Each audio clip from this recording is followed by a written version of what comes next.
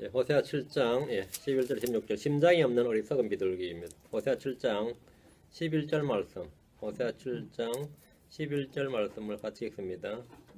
또한 에브라임은 심장이 없는 어리석은 비둘기 같아서 그들이 이집트를 부르며 아시리아로 가는도다. 오늘 심장이 없는 어리석은 비둘기입니다. 심장이 없는 어리석은 비둘기.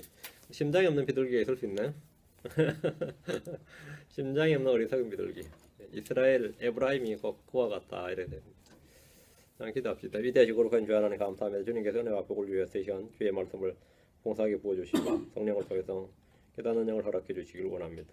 하나님께서 깊은 은혜와 감동을 저희 속에 허락해 주시고 마음을 새롭게 해주시고 주의 말씀의 권능, 말씀의 지혜가 속에서부터 차고 넘치게 해주십시오. 주의 승 기도합니다. 아멘.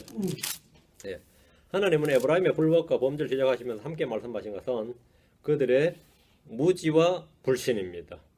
죄와 불법도 문제지만 이 원인이 되는 게 뭐냐면 하나님을 알지 못하는 그 무지, 하나님을 믿지 못하는 불신이었습니다. 에브라임은 우상 숭배를 통해서 하나님을 잊어버렸을 뿐 아니라 자신들을 하나님과 분리하고 돌아섰습니다. 마치 국교를 바꾸려는 시도를 거듭한 겁니다. 이스라엘의 국교를 바꾼다. 이 말씀 아시겠죠? 국교를 바꾼다. 터키 같은 나라가 지금 사실은 신약의 기독교의 본향이거든요. 사도 바울의 고향이기도 하고 맞죠? 근데 지금 무슬림이죠. 그게 국교가 바뀌는 겁니다. 한국 같으면 고려시대가 완전히 불교 국가였습니다. 그렇죠? 근데 조선시대 때 어떻게 됐죠? 유교로 바뀌죠. 이게 국교가 바뀐단 말이죠. 에브라임은 북한국 이스라엘은 유일신 종교에서 다신교로 국교가 바뀌는데 그런 시도를 거듭했어요. 주의 율법 대신에 스스로 만든 법으로 통치하고 주 하나님을 경배하는 대신에 우상들을 자신들의 민족신으로 대체하려는 집요한 시도를 위로는 왕으로부터 통치자들이 시도를 했는데 백성들이 그걸 거세게 저항을 한다든가 반대를 한 게 아니라 그걸 좋아했습니다. 마치 우리나라 역사에서 유교를 숭상하던 조선의 사대부들이 불교를 타파하고 철저히 그 색채를 지우려고 했던 것처럼 에브라임은 하나님을 믿는 신앙의 유산들, 잔재들을 백성들의 마음에서 하나하나 지워갔습니다. 왕과 통치자들은 예루살렘의 성전 경배 대신에 베델과 단에다가 제단을 세웠습니다. 주 하나님을 경배하는 대신에 금송아지를 만들고 그것을 하나님이라 부르고 신이라 부르면서 분양하고 헌물을 드렸습니다. 에브라임 왕조의 시조인 여로보암은 철저히 유다와 차별 정책을 펼쳤는데 특히 종교에서 그랬습니다. 종교에서 유다와 차별 정책을 펼쳐. 종교에서 에브라임은 일단 제사장 체계를 바꾸었습니다. 절기를 바꾸었습니다. 이런 식의 정책은 마침내 아합 왕 때 바알을 섬기는 바알교가 이스라엘의 국교가 되기를 이뤘습니다. 아합 왕 때 완전히 이스라엘은 완전히 바알교가 국교가 되고 하나님을 믿는 사람이 없어지는 그런 시대가 된 거죠. 북왕국 이스라엘은 왕과 통치자들이 지속적으로 이 정책을 줄기차게 밀고 나갔습니다. 이런 때에 대언자 엘리야와 엘리사가 있었지만 이스라엘의 신앙 회복, 이스라엘의 부흥을 위한 시도는 번번이 실패로 돌아가고 말았습니다. 대언자 아모스는 에브라임에서 대언하지 말라는 명령을 받았습니다. 네가 계속 에브라임에서는 너 같은 대언자 필요 없으니까 대언하지 말라고. 유다로 가서 대언하든지 여기서는 필요 없다 이거죠. 이스라엘의 공식 종교 정책과 종교에 관한 국가 기본 정책은 유일하신 주 하나님을 버리고 이방 민족들과 같은 우상들을 신들로 섬기는 다종교 다신 숭배 정책이었습니다. 다종교 다신 숭배. 이것이 이제 이스라엘의 부흥 정책이었죠. 주 하나님을 믿는 유일신 신앙은 이스라엘에서 완전히 폐기되었습니다.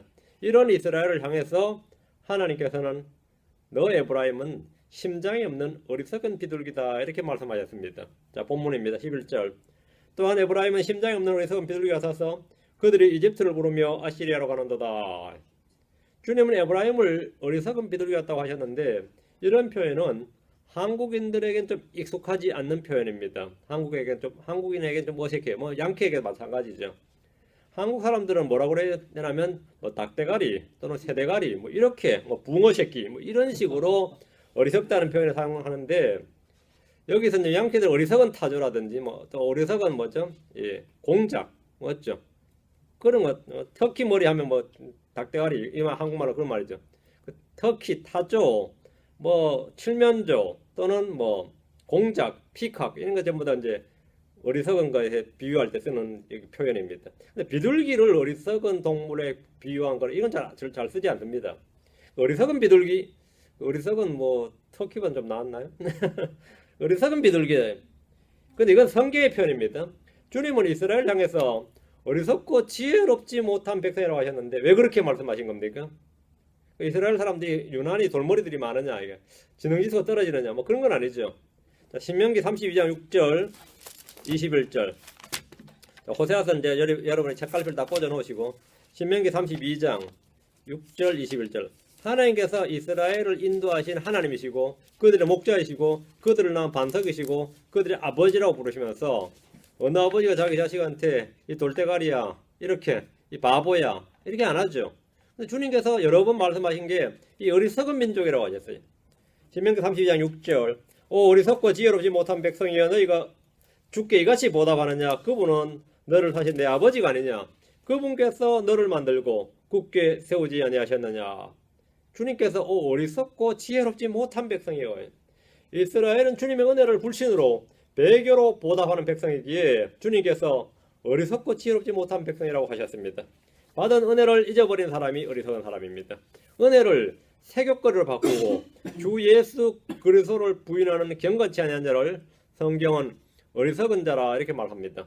21절 예. 그들이 하나님이 아닌 것으로 나를 움직여 질투하게 하였고 자기들의 헛된 것들로 내 분노를 일으켰으니 나도 백성이 아닌 자들로 그들을 움직여 질투하게 하며 어리석은 민족으로 그들의 분노를 일으키리라. 어리석은 민족으로 이 말 나오죠. 이방인들, 이 교도들을 이방민족으로 말하는데 하나님이 아닌 것을 하나님으로 믿고 섬기는 것, 하나님이 아닌 것을 두고 하나님이라고 분야하고 경배하는 것이 어리석은 일이요 어리석은 사람입니다. 성경이 말하는 어리석음은 주를 알지 못하는 것 또는 주를 알되 잊어버리는 것 또는 주의 법을 멸시하는 것을 말합니다. 그들을 성경 뭐라고요? 어리석은 자 이렇게 말합니다. 하나님 보시기에 모든 불신자들은 어리석은 자들입니다. 모든 우상 숭배자들은 어리석은 자들입니다. 주의 말씀에 불순종하는 자들은 어리석은 자들입니다. 말씀을 듣고도 깨닫지 못하는 자들은 어리석은 자들입니다.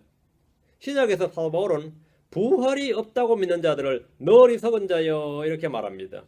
자기를 자랑하는 자들은 다 어리석은 자들입니다. 크리스천들 중에 누가 육신으로 완전해지고자 한다면 그건 어리석은 자고 율법으로 완전해지고자 한다면 그건 어리석은 자라고 말합니다. 이 성경적 정의입니다. 자신을 위해 재물을 쌓아두지만 하나님께 부여하지 못한 자를 성경은 뭐라죠? 너 어리석은 자여 이렇게 말씀하십니다. 여러분은 지혜로운 자인지 어리석은 자인지 성경을 기준으로 자신을 판단해 보시고 입증해 보십시오. 나도 그럼 지혜로운 축에 속하지 않는구나. 이러면서 원래 나도 어리석은 자를 빚고 있겠구나. 주님께 너 어리석은 자여. 주님의 말씀으로 자신을 판단하는 겁니다. 세상 기준으로 내가 학벌이 딸리니까 내가 변변찮은 뭐 좋은 학교 이게 아니고 성경을 기준으로 나는 지혜로운 자인가 어리석은 자인가.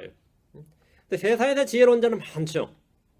스스로 지혜로운 자라고 하지만 하나님께 뭐라고? 너 어리석은 자요. 이렇게 주님이 말하면 어리석은 자. 반면 세상에서는 어리석은 자처럼 보이지만 뭐 주님께는 그 사람 지혜로운 자, 분별 있는 자, 이런 사람도 명철 있는 자 많이 있습니다. 주께서 말씀하시기를 에베소 5장 15절에 그런즉 너희는 주의하여 어리석은 자가 아니라 지혜로운 자로서 조심스럽게 걸어 이렇게 말씀하셨습니다. 너희는 뭐라고요? 어리석은 자가 아니라 크리스천들은 어리석은 자가 아니라 지혜로운 자로서 지혜로운 자처럼이 아니에요. 지혜로운 자로서 에즈입니다. 우리는 이미 지혜로운 자예요. 그 지혜로운 자로서 뭐라고요? 조심스럽게 걸어라. 주의해서 걸어라. 여러분 모두 지혜로운 자로서 걸어야 됩니다. 예레미야 4장 22절 5장 21절 예레미야 4장 21절 5장 21절 내 백성이 어리석어 나를 알지 못하였나니 그들은 미련한 자녀들이요 지각이 없는 자들이로다. 그들이 악을 행하는 데는 지혜로우나 선을 행하는 데는 지식이 없도다. 주님이 말씀하신 어리석음은 주를 알지 못하는 것을 말합니다. 이 세상의 지혜는 하나님께 어리석은 것입니다. 반면 십자가의 진리나 그리스도의 복음은 멸망하는 자들에게 어리석은 겁니다.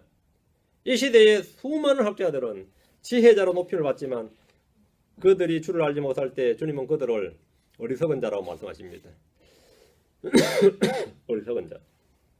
로마서 1장 21, 23절에 그들은 스스로 지혜롭다고 선하나 어리석은 자가 되어 썩지 아니할 하나님의 영광을 썩을 사람이나 네 발 달린 짐승이나 기어다니는 것들과 같은 형상으로 바꾸었느니라. 어리석은 자가 되어 스스로 지혜롭다고 하나 어리석은 자가 되어서 이렇게 했다는 거죠. 이것이 세상의 현자나 학자나 박사나 소위 말하는 교수나 전문가들이라 불리는 사람들이 하는 일입니다. 주님은 그들을 어리석은 자라고 하십니다.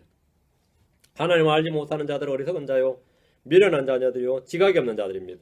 이것이 성경이 증언하는 바보들, 어리석은 자들입니다. 예레미야 5장 21절 우리는 진리를 대적하는 어떤 일도 할 수 없고 오직 진리를 위해서만 할 수 있노라. 이 구절을 제일 좋아하시는 분이 진리 침례교회에 세웠어요. 여기서 우리는 진리를 대적하는 어떤 일도 할 수 없고 오직 진리를 위해서만 할 수 있노라. 우리는 진리를 거슬러 진리를 대적하는 어떤 일도 할 수 없습니다. 진리의 성령님께서는 진리의 성경으로 진리신 예수 그리스도를 증언하도록 인도하십니다. 우리는 분리 안에서 진리를 붙잡아두는 사람들이 아닙니다. 사도 바울은 이 시대의 많이들이 얀네와 얀브레가 모세를 대적한 것 같이 이들도 진리를 거역하거나 마음이 부패한 자들이고 믿음에 관해 버림받은 자들이라고 증언을 했습니다. 진리의 증언자들이 되어야 할 성도들이 진리를 대적하는 일을 하거나 진리를 거슬러 말하면 그들은 하나님을 대적하여 거짓말하는 사람이 되고 맙니다. 야고보 3장 14절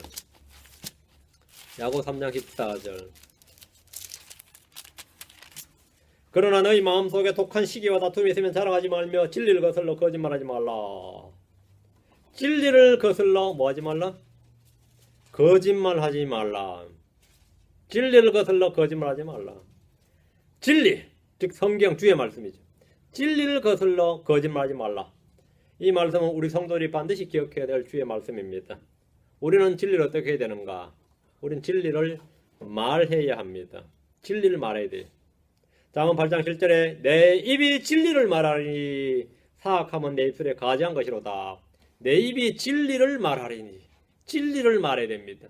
진리신 하나님, 진리신 성령, 진리의 성경, 진리신 예수 그리스도를 말해야 됩니다. 우리는 진리를 밝히 드러내야 됩니다. 시편 42편 10절에 내가 주의 의를 내 마음속에 숨기지 아니하고 주의 신실함과 주의 구원을 밝히 드러내었음즉 주의 인자하심과 주의 진리를 그 큰 회중에게 감추지 아니하였나이다. 진리를 드러내었다. 우리는 진리를 드러내야 된다. 진리를 드러낸다. 우리는 주의 진리를 찬양해야 됩니다. 시편 71편 22절에 오 나의 하나님이여 내가 또한 비파로 주를 찬양하되 곧 주의 진리를 찬양하리이다. 주의 진리를 찬양하리이다. 우리는 진리를 사대에 팔지는 말아야 됩니다. 잠언 23장 23절에 진리를 사대에 팔지는 말며 지혜와 훈계와 명철도 그리할지니라. 진리를 사대에 팔지는 말며 이 뭔 말 같아요? 진리를 어떻게 삽니까? 값없이 삽니다. 진리를 어떻게 사냐? 값없이 사요. 구원의 진리는 값없이 사는 겁니다. 진리신 성령 값없이 사는 겁니다. 선물입니다. 와서 사는 겁니다. 돈도 내지 말고 값도 치르지 말고 사라. 대신 사서는 어떻게 하라고요? 짱 박아두라고요. 팔지 말라고요. 진리를 하되 팔지는 말며 지혜와 훈계와 명철도 그리할지니라 합니다. 주의 진리를 우리 어떻게 해야 되느냐? 자녀들에게 알려야 됩니다. 믿음은 밖으로 전파해야 될 뿐 아니라 아래로 전수해야 합니다. 전수해야 됩니다. 믿음은 저절로 전이 되는 것이 아닙니다. 믿음은 전파해야 하는 겁니다. 이사야 38장 19절에 살아있는 자고 살아있는 자는 이날 내가 하는 것 같이 주를 찬양할 터이니며 주의 진리를 아버지가 자녀들에게 알리리이다. 주의 진리를 아버지가 자녀들에게 알리리이다. 믿음 있는 아버지를 갖는다는 게 얼마나 중요한지 알겠죠. 아버지의 믿음을 아들들에게, 아버지의 믿음을 자녀들에게. 이거는 모든 어머니의 공통의 기도 제목이 되어야 됩니다. 모든 어머니의 공통의 기도 제목은 다른 게 없습니다. 아들들에게 믿음 있는 아버지를 주는 겁니다. 그래서 남편에서 간절히 기도하고 아들의 믿음, 아버지의 믿음이 아들에게 잘 전수될 수 있도록 또 간절히 기도하고 그 역할을 집에서 잘 감당해야 됩니다. 아브라함의 믿음을 이삭이 따라가지 못하고 이삭의 믿음을 야곱이 따라가지 못합니다. 물론 요셉이 좀 걸출한 믿음의 소유자 같지만 야곱의 아들들은 야곱의 믿음을 따라가지 못하고요. 요셉의 아들들은 당연히 요셉을 따라가지 못하죠. 이건 항상 그렇습니다. 진화되는 게 아니고 발전되는 게 아니라 항상 퇴화됩니다. 다윗이 걸출한 믿음의 사람인데 솔로몬은 다윗을 못 따라가고 르호보암은 솔로몬을 못 따라가죠. 그렇죠? 안 그렇습니까? 사도 바울이 믿음에 걸출한 사람이면 디모데는 바울만큼 안 돼요. 디모데 다음 이름도 없습니다. 지금 윤동주 나보다 나아야 되는데 이게 지금 큰일 났어요. 나의 기도 제목이 좀 이거예요. 우리 애들 다 하고 이것도 큰일 났는 거예요 지금. 예. 영성이 없어. 그나마 동주 제일 나은데 우리 큰일 났어요. 못 따라가요, 못 따라가. 지금 다 우리의 고민입니다 이게 지금. 안 그래요? 고민이에요. 내 자식이 우리 킹잼성에서는 교회 목회자를 다 마찬가지예요. 그 자식들 대학은 서울대 갔다 어디 갔다 자랑하는데 믿음은 다 개판이에요. 믿음은 개판인 정도가 아니라 내가 볼 때 없어. 근데 그런 애들 하는 말은 또 걸작이에요. 우리 아버지가 나 어릴 때부터 킹잼들 잘 잡고 했다 그러거든요. 말은 지금 한 대학생쯤 된 애들이 많아요. 대학생 아니면 곧 좀 이제 대학생 졸업한 애들도 이제 저는 그 애들이 막 열혈 킹잼스 멤버들이 됐으면 좋겠는데 아무도 그런 사람 지금 안 보여가지고 그나마 젊은 애들 좀 몇 명 이제 건져가지고 오늘 또 목사하겠다고 말이야 교회에서 안 키워내고 미국으로 유학을 보내가지고 미국 왔다 갔다 전부 다 또라이 돼서 돌아가가지고 여기 펜타콜라 크리스천 칼리지 보내고 말이죠. 여기 위에 랭카사 보내고 크라운 칼리지 보내고 밥존트 보내가지고 또라이 만들어서 가요. 또라이 만들어. 교회를 미국 갔다 한 2년, 3년, 4년 지나면 말이죠. 아무도 킹잼성 완전성 안 믿습니다. 제가 아는 한 우리 동기들 중에도 몇 왔는데 왜 오는지 난 모르겠는데요. 누군 텍사스에 있고 누군 어디 있고 왔는데 내가 볼 땐 전부 또라이 됐어요 벌써. 뭘 또라이 다 됐어. 골치 아파요. 주의 진리를 우리는 어떻게 해야 되느냐 이거죠. 하나님께서는 주의 진리를 말이죠. 진리의 기둥과 터전을 대학교에 맡기지 않았습니다. 연구소에 맡기지 않았어요. 어디에 맡긴 것 같습니까? 교회가 진리 기둥과 터전입니다.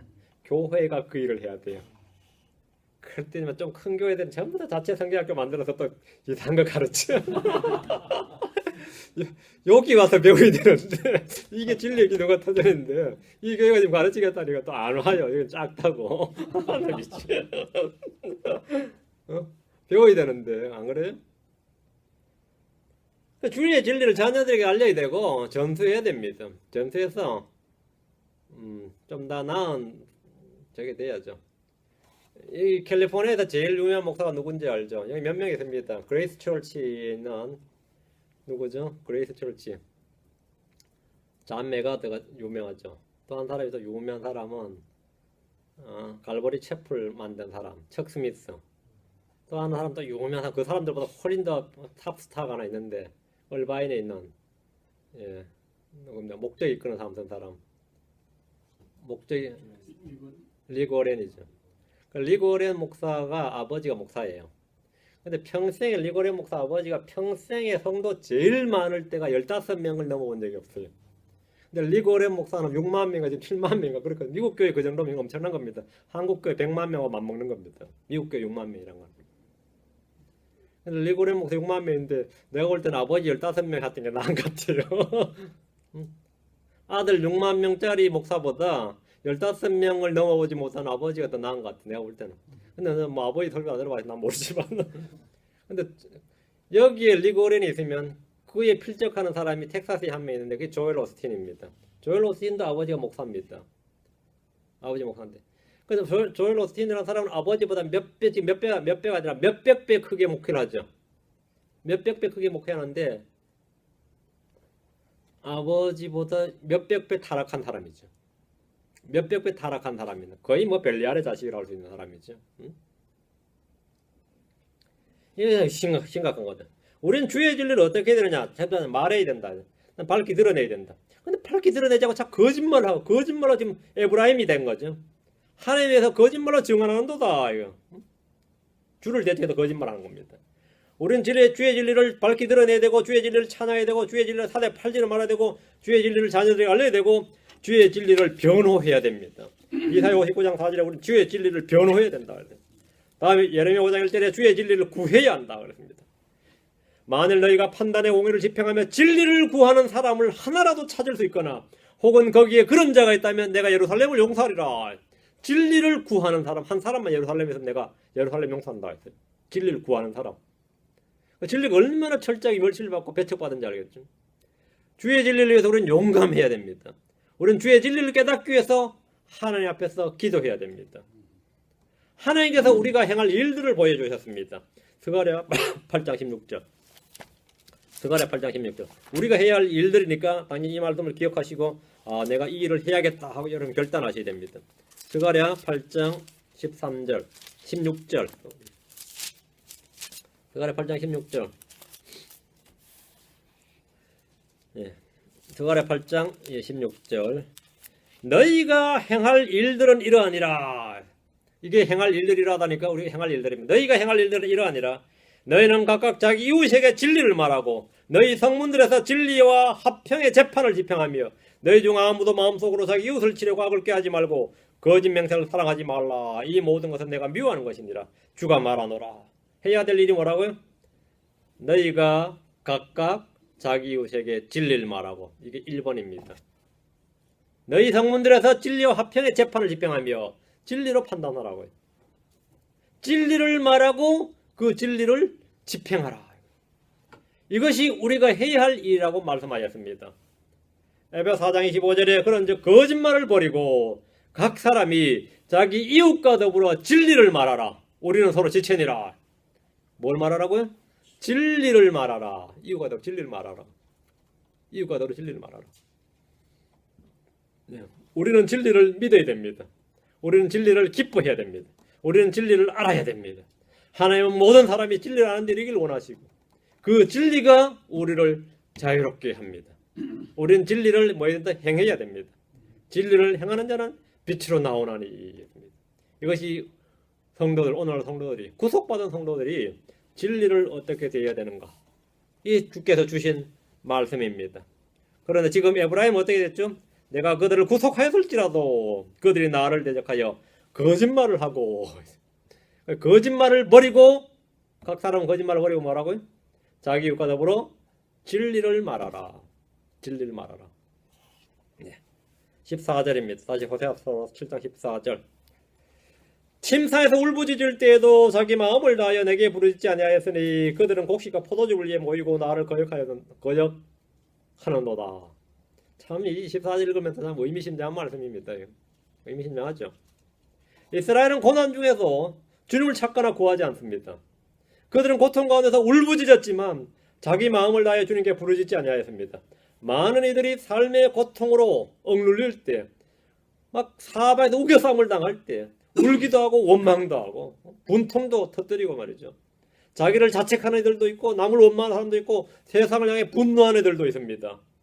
이스라엘 역시 고난 가운데 고통 가운데 울부짖고 있습니다. 침사에서 울부짖었다 이거죠. 문제는 내게 부르짖지 아니하였도다 합니다. 부르짖기는 하는데 내게 부르짖지 아니하였도다. 자기 마음을 다하여 내게 부르짖지 아니하였으니, 주님께 부르짖는 것이 성경이 말하는 뭐죠? 기도입니다. 주님께 부르짖는 게 성경이 말하는 기도예요.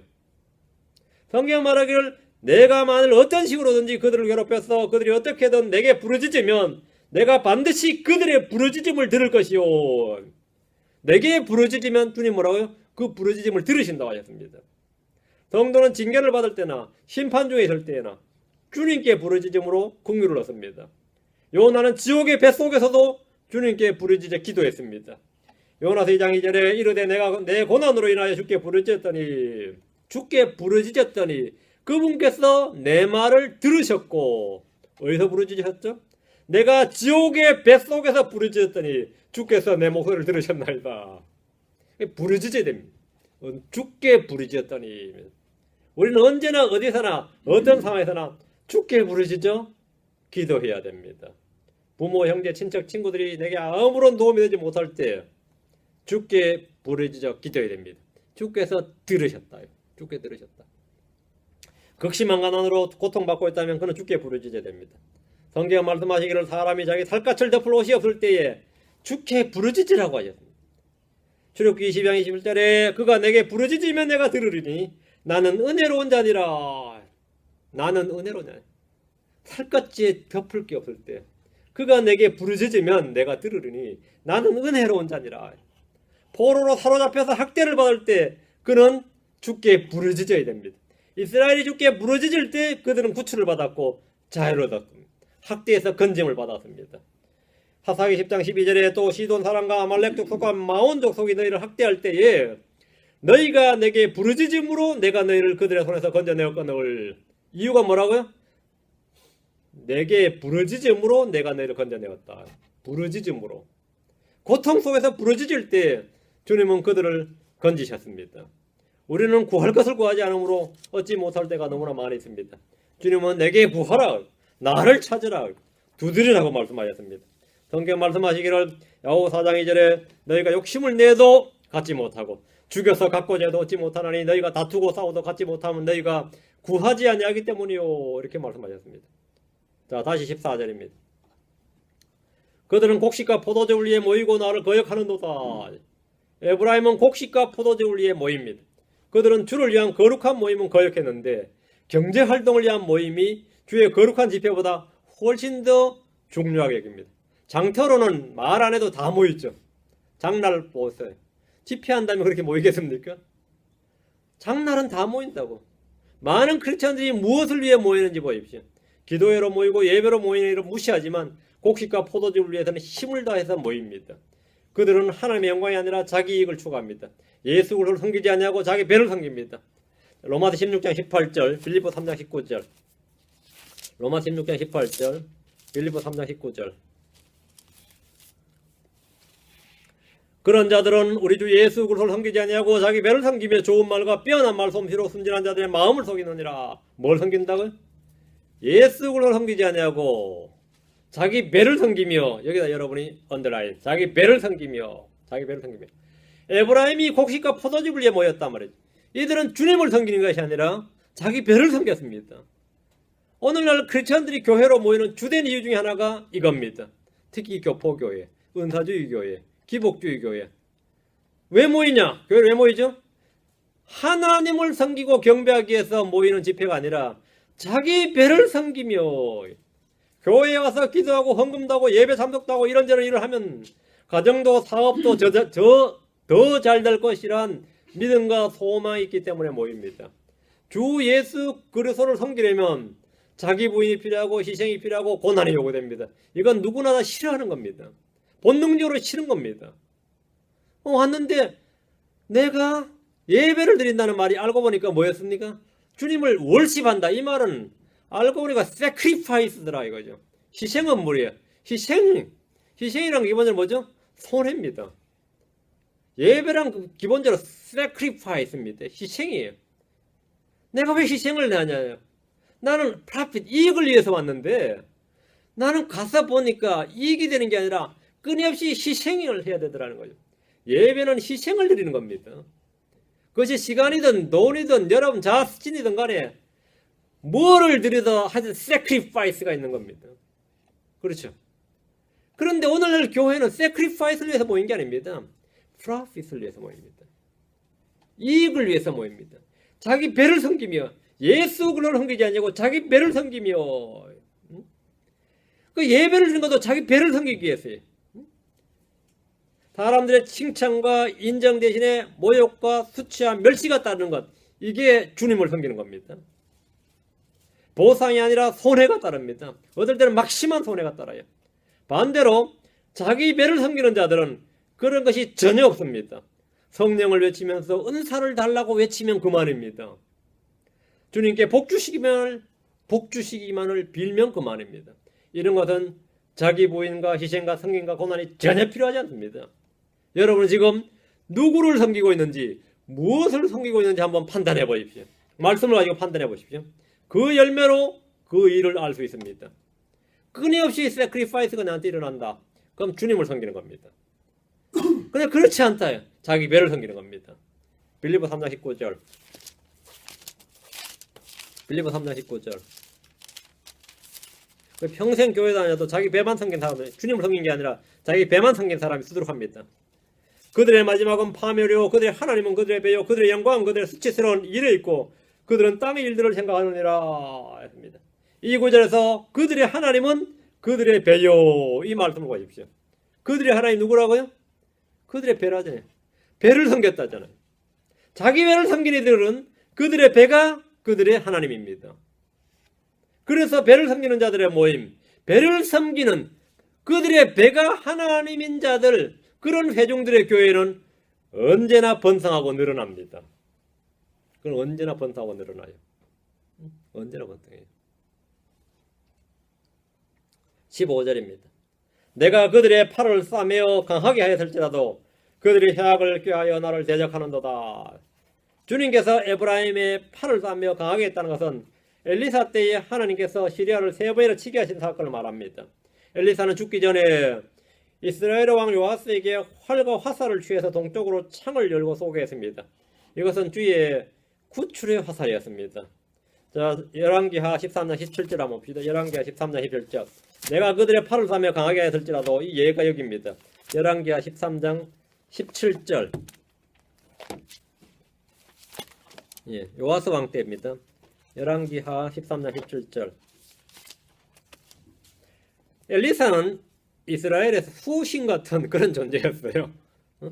엘리사가 살아있을 동안은 엘리사 때문에 외적이다 방어가 됐습니다. 엘리사 한 사람 때문에. 엘리사가 죽어 병들게 되니까 왕은 뭐 10만 군대를 잃어버린 것보다 더 큰 손해였고 위험이었습니다. 그래 엘리사 죽기 전에 왕이 왔어요.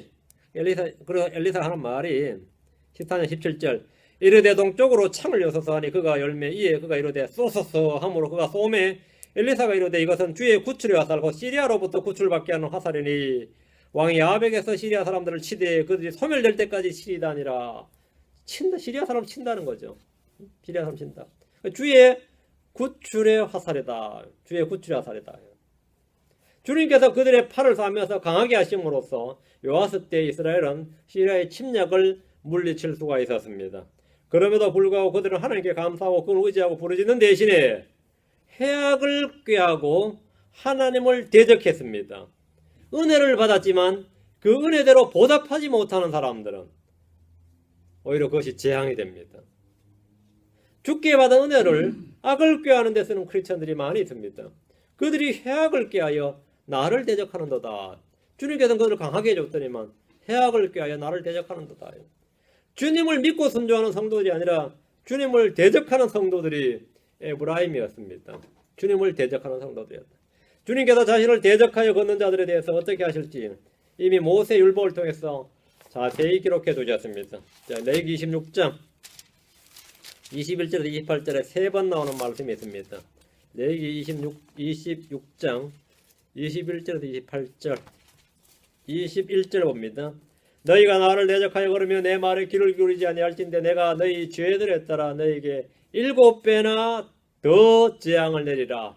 너희가 나를 대적하여 걸으며 주님을 대적하여 걸을 때 주님께서 하신 일 7배나 더 재앙을 내리라. 주님을 대적하여 걸으면 너희는 너희 죄들에 따라 7배나 더 재앙을 내린다고 하셨습니다. 23절 24절 나로 말미암은 이 일들로도 너희가 개혁하지 아니하고 나를 대적하여 걸을진대 너희를 대적하여 걸으며 너희 죄들로 인해 너희를 심지어 7배나 벌하리라.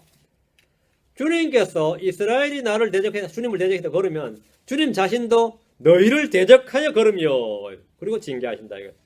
주님을 대적하여 걸으면 7배 징벌뿐 아니라 주님께서 나도 너희를 대적하여 걸으라 이렇게 말씀하셨습니다. 나도 너희를 대적하여 걸으라. 사람이 주님을 대적할 때 주님 역시 그를 대적합니다. 27절 28절 기록에서 이 모든 것에도 불구하고 너희가 내 말에 귀를 기울이지 아니하고 나를 대적하여 걸을진대 나도 경로 중에 너희를 대적하여 걸으며 너희 죄들로 인해 나하고 내가 7배나 너희를 징계하리니 이 말씀에 따라 주를 대적하여 걸었던 에브라임을 향해서 주님은 7배나 벌하시고 징계하시며 그를 대적하여 걸으실 겁니다. 이게 북왕국 이스라엘 역사입니다. 그럼 크리스천들은 우리가 주님을 믿는다, 주님을 따른다, 주님을 사랑한다고 하면서 주를 대적하고 주께서 그런 성도를 대적하는 경우가 있느냐? 있습니다. 마귀를 대적해야 될 성도가 주님을 대적하는 경우가 있다 이거지. 이 말도 안 되는 일이 실제 현실에서 벌어지는 겁니다. 갈라디아서 5장 17절, 베전서 3장 12절, 5장 5절입니다. 갈라디아 5장 17절,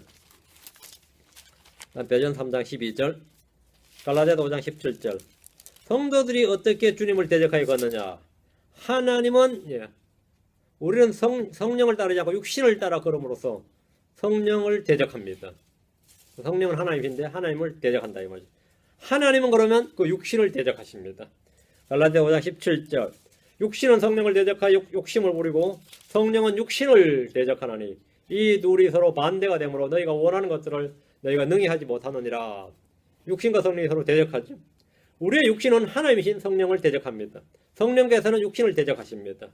우리가 육신에 따라 살면 성령을 대적하는 삶을 사는 것이고 성령을 대적하여 걷는 것이 됩니다.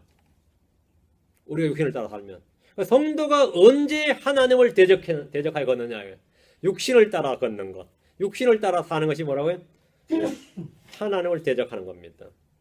마귀를 대적하라고 그랬더니만 하나님을 대적하는 성도들이 있다 이 말이죠. 혼을 대적하여 싸우는 육체의 정욕들을 삼가라. 이 주의 말씀에 따라 우리는 성령으로 몸에 행실을 주게 되고 성령으로 몸에 행실을 주게 됩니다. 우리는 자신의 육신을 죽은 것으로 여겨야만 합니다. 베전서 3장 12절. 주의 눈은 의로운 자들 위에 거하며 그분의 귀는 그들의 기도에 열려 있으되 주의 얼굴은 악을 행하는 자를 대적하느니라. 주의 얼굴은 악을 행하는 자들을 뭐라고요? 대적하느니라. 주님이 대적한다요. 주님은 누구를 대적하는가요?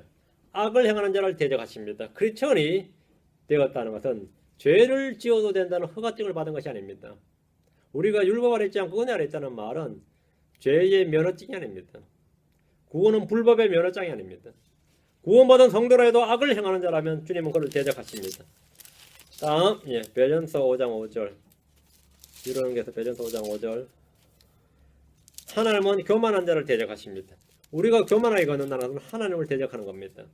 너희 젊은 사람들아 이와 같이 장로에게 복종하고 참으로 너희가 다 서로에게 복종하며 겸손으로 옷 입어라. 하나님께서 교만한 자는 물리치시고 겸손한 자에게는 은혜를 주시느니라. 물리치시고 이게 뭐죠? 대적하시고.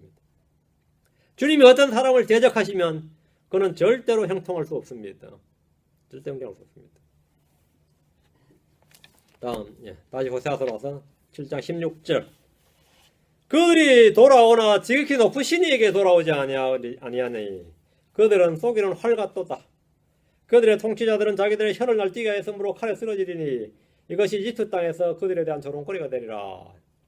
이스라엘은 자신들이 받는 재앙과 형벌과 고난을 죽게로 돌이키는 회개의 기회로 삼는 것이 아니라 더 정성을 다해서 우상들을 섬기는 데 쏟아부었습니다. 그들이 돌아오나 이 말은 그들이 믿고 섬기던 우상들에게 돌아왔다는 말입니다. 하나님께로 돌아오는 것이 아니라 이방신들에게 돌아왔습니다. 사람들은 흔히 일상에서 하는 말이 있죠. 이제 정상으로 돌아왔다 그런 말이죠. 아니면 일상으로 돌아왔다. 이제 제정신으로 돌아왔다. 그렇죠?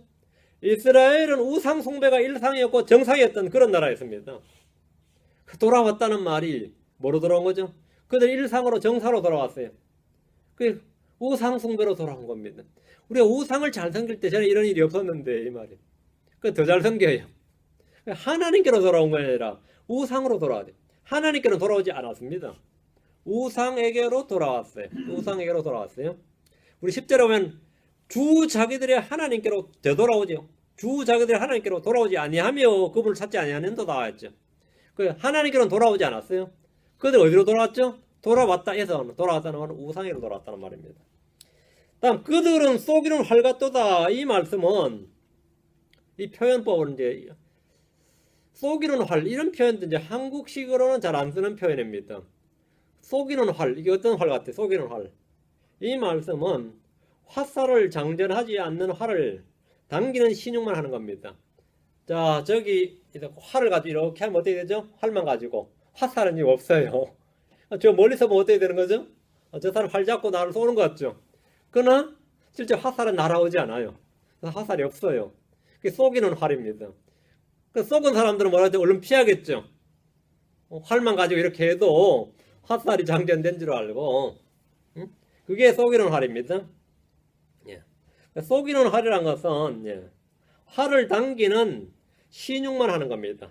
멀리서 보면 화살은 보이지 않고 활을 든 모습만 보이기 때문에 마치 시위를 당기는 폼만 잡는 것을 일컬어서 쏘기는 활과 같다 이렇게 합니다. 쏘기는 활이라는 것은 바로 이런 건데, 돌아왔다 그럼 뭐죠? 회개했다 하니까 아이고 하나님께로 돌아왔나 보다 싶은데 뭐죠? 하나님께로 돌아온 게 아니에요. 그게 쏘기는 활이다 이 말입니다. 이해가 되시죠? 예. 또 쏘기는 활이란 말은 뭐냐면 활을 잡아당겼는데 이번에 화살이 있어요. 화살을 잡아당기면 과안력을 겨누어서 쏴야지죠. 과안력을 겨누어서 쏴야 되는데 아무렇게나 그냥 공포로 쏘는 거예요. 아무나 그냥 휙 쏘면 아무나 쏘는 거죠. 그럼 활을 쐈다는 거죠. 그냥 쐈냐면 쐈다 그죠. 엉뚱한 대로 대충 쏘는 겁니다. 과안력을 향해서 화살이 날아서 명중되지 않고 쏘는 흉내만 내거나 아무렇게나 대충 쏘면서 쏘았다고 말하는 겁니다. 과안력이 화살이 과안력을 빗나감, 요게 히브리어로 뭐냐면 죄란 뜻입니다. 과안력에서 벗어나게 쏘는 거. 하나님이 뭐가 되는 거죠? 정확한 말씀이 타겟이 되고 하나님이 말씀하신 거기로 딱 정확히 쏴야 되죠. 근데 엉뚱한 대로 그냥 쏘면서 쏘기는 활이죠. 이 표현이 바로 지금 그들은 뭐라 쏘기는 활 같도다. 그들이 돌아오나 이게 쏘기는 활이다 이 말입니다. 문장의 앞뒤가 딱 맞습니까? 이스라엘이 돌아오나 돌아왔다니까 아이고 회개했나 보다 아니다 이 말이죠. 지극히 높으신 이에게 돌아오지 아니하며 그러니까 뭐 과안력이 잘못된 거죠. 시인은 결혼하자마자 화살이 없는 겁니다. 아니면 잘못 써간 거죠. 이 말을 그들은 쏘기는 활과 같도다 이렇게 말하는 겁니다. 자, 잘 이해가 됐을 줄 알고 그 다음 16절 후반부 그들의 통치자들은 자기들의 혀를 날뛰게 했으므로 칼에 쓰러지리니 이것이 이집트 땅에서 그들에 대한 조롱거리가 되리라. 주님은 그들이 말하는 대로 그들을 갚아주셨다는 말씀입니다. 주님은 우리가 하는 말을 다 들으십니다. 민수기 14장 28절에 그들에게 이르되 주가 말하노라 진실로 내가 살아있음을 두고 맹세하거니와 너희가 내 귀에 말한 대로 내가 너희에게 행하리니 이렇게 하셨습니다. 너희가 내 귀에 말한 대로 하나님 우리를 이 광야에서 죽이라는도다. 그러니까 주님이 그럼 내가 죽이겠다 이 말입니다. 하나님 우리를 인도하지 않으시 가나안 땅으로 인도하지 않으시리로다. 우리를 속였다가 우리를 여기서 광야에서 묻으려고 하나보다 이렇게 계속 불평불만을 터뜨리니까 주님이 하시는 말씀이 너희가 내 귀에 말한 대로 내가 너희에게 행하리라. 내 귀에 말한 대로. 우리가 무슨 말을 하든지 그 말한 것을 주님 앞에서 다 회개해 보고야 됩니다. 그것이 쓸데없는 말이라도 농담이라도 우리가 하나님 앞에서 실수했다고 말해서는 안 됩니다. 마태복음 12장 36절에 오직 내가 너희에게 이르노니 사람들이 무슨 쓸데없는 말을 하든지 심판날에 그것에 대하여 회개복을 하리라. 주님께서 그 말한 대로 갚아주신다는 사실을 기억하고 우리는 우리 입술에 파수꾼을 세워야 됩니다. 잠언 18장 20절에 이르기를 사람의 배는 그의 입의 열매로 만족되며 그는 자기 입술의 소산으로 충족되리라. 입의 열매, 입술의 소산. 또 말씀하시기를 이사야 57장 19절에 내가 입술의 열매를 창조하노라 평강이 들지어다. 멀리 있는 자와 가까이 있는 자에게 평강이 들지어다. 주가 말하노라 내가 그를 고쳐주리라. 입은 마음에 가득한 것을 말하고 그 말하는 것이 열매를 맺습니다. 이 말이 씨가 된다는 말이 씨앗이 된다는 것은 불신자들도 다 아는 동서고금의 진리입니다. 어떤 사람은 불화의 이 혀로 말로 불화의 씨를 뿌리고 어떤 사람은 화평의 씨를 뿌립니다. 그렇죠? 어떤 사람은 말씀의 씨앗, 복음의 씨앗을 뿌립니다. 이 말로 우리가 맺어야 할 그럼 입술의 열매는 뭡니까? 히브리 13장으로 갑니다. 우리가 맺어야 할 입술의 열매는 뭐냐? 히브리 13장 15절. 히브리 13장 15절. 그러므로 우리가 그분으로 말미암아 계속해서 찬양의 희생을 하나님께 드리자. 그것은 곧 그분의 이름에 감사를 드리는 우리 입술의 열매니라. 계속해서 찬양의 희생을 하나님께 드리자. 그것은 그분의 이름에 감사를 드리는 우리 입술의 뭐다? 열매니라. 우리 입술의 열매니라. 입술의 열매니라. 이스라엘의 통치자들은 혀를 날뛰게 하였지만 그들의 말대로 된 것은 아무것도 없었습니다. 주님께서 입에 담아준 말씀이 아니라 자기들의 속에서 나온 허황된 말을 했기 때문입니다. 에브라임은 이집트의 도움을 청하면서 혀를 날뛰게 했지만 그들이 도리어 조롱거리가 되고 말았습니다. 화려한 언명과 빼어난 말솜씨는 사람을 속이는 데는 유용할지 몰라도 하나님 앞에서는 아무 소용이 없습니다. 주님께서 이들을 일컬어서 뭐라 했죠? 심장이 없는 어리석은 비둘기 이렇게 말씀하셨습니다. 심장이 없는 어리석은 비둘기. 얘들은 심장이 없는 어리석은 비둘기다. 여러분 모두 그리스도의 피로 영이 뜨거운 심장을 지닌 성도들이 되시길 바랍니다. 심장에서 영이 뜨겁게 그래서 피가 온몸을 영과 혼을 순환하는 그런 성도들 나되길 바랍니다. 여러분 그런 심장을 가진 심장이 없는 비둘기가 아니라 심장에 뜨거운 피가 흐르는 순환하는 그런 비둘기가 되기 바랍니다. 기도합시다. 위대하시고 거룩하신 주 하나님 감사합니다. 하나님께서 은혜 주시고 복을 주시옵소서. 주님께서 저희를 이 말씀으로 늘 충만하게 마음속에 채워주시길 간구합니다. 오늘 들은 말씀 성도들 마음속에 담아주시고 이것을 잘 간직하게 하시고 저희가 심장이 없는 비둘기 어리석은 비둘기같이 되지 않고 정말 예수 그리스도의 피로 말미암아 씻음 받아서 저희 양심이 선한 양심, 순수한 양심, 올바른 양심 또 아버지 하나님 저희 마음이 선한 마음 또 깨끗한 마음의 소유자들 다 되고 하나님의 말씀을 가득 담은 마음이 되어서 제 입술에서 입술의 열매가 정말 주의 말씀으로 넘치게 하시고 진리를 증언하는 일에 힘쓰는 자들 되도록 도와주시고 찬양의 시간을 계속해서 주님께 드리도록 그런 입술의 열매를 허락해 주십시오. 감사드리며 주의 이름 기도합니다. 아멘.